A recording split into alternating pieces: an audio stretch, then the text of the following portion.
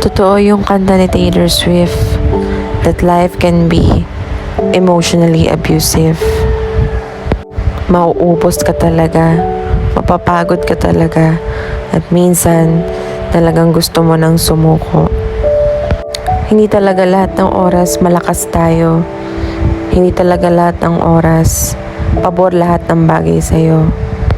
Kaya buti na lang, andyan si Lord. Si Lord na nakakaunawa sa atin. Si Lord na nagpapalakas muli sa atin. Si Lord na kahit kailan ay hindi tayo iiwan.